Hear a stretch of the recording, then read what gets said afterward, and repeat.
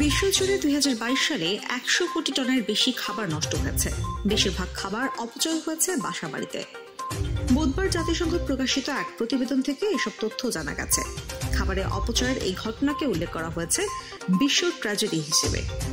জাতিসংঘের food waste index শীর্ষক প্রতিবেদনে বলা হয়, বিশ্বের প্রায় 80 কোটি মানুষ যখন না খেয়ে আছে, তখন লাখ কোটি ডলার মূল্যের খাবার ময়লার ঝুড়িতে ফেলা হচ্ছে। প্রতিবেদনে বলা হয়, 2022 সালে দিনে 100 কোটি টনের বেশি খাবার অপচয় হয়েছে, যা বিশ্ববাজারে আসা উৎপাদিত খাদ্যদ্রব্যের প্রায় 1/5।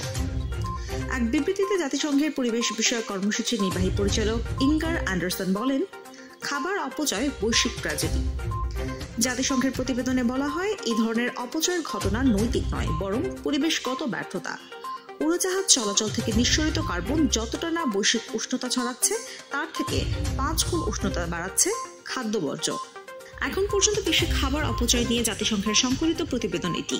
প্রতিবেদনটি তৈরিতে জাতিসংঘকে সহযোগিতা করেছে অলাভজনক সংস্থা WRAP।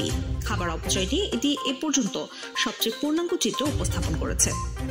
WRAP-র কর্মকর্তা রিচার্ড সোয়েনাল বলেন, এটি আমাকে হতভম্ব করে দিয়েছে। আসলে প্রতি বছর দিনে এক বেলায় যত খাবার নষ্ট হয়, শুধু তা দিয়েই বর্তমানে অনাহারে থাকা প্রায় 80 কোটি মানুষের সবাইকে খাওয়ানো সম্ভব। প্রতিবেদনে বলা হয়, 2022 সালে যত খাবার নষ্ট হয়েছে তার 28% নষ্ট হয়েছে রেস্তোরাঁ, ক্যান্টিন ও হোটেলের মতো খাদ্য পরিষেবা ব্যবস্থাগুলোতে।